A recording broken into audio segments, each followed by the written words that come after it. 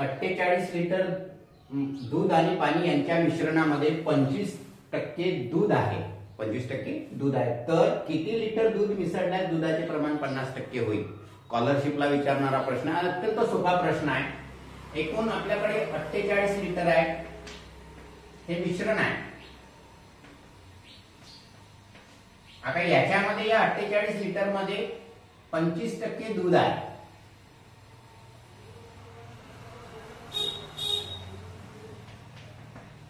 तर साहजिक पाण्याचे प्रमाण होणार 75%.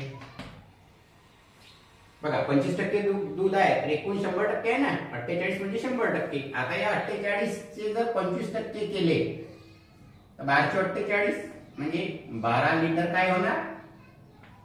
दूध. आणि पाणी 12×36.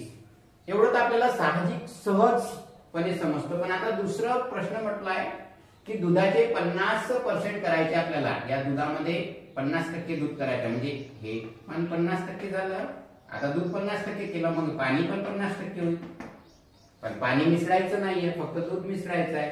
तर हे 36 आहे आणि हे 12 आहे. यांचं गुणोत्तर पाहिलं तर 1:3. यांच्यातील फरक पाहिलं तर 2. मग 1 म्हणजे किती? 12. मग 2 म्हणजे 24. म्हणजे आपल्याला दूध अजून किती टाकायला लागेल? 24 लिटर. आता हे 12 लिटर आणि 24 लिटर झाले 36 लिटर आणि हे पण झाले 36 लिटर. प्रमाण सारखं झालं म्हणजे 50-50% झालं.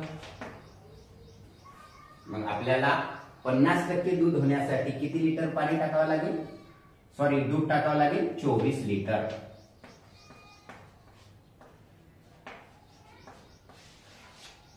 समजलं? धन्यवाद.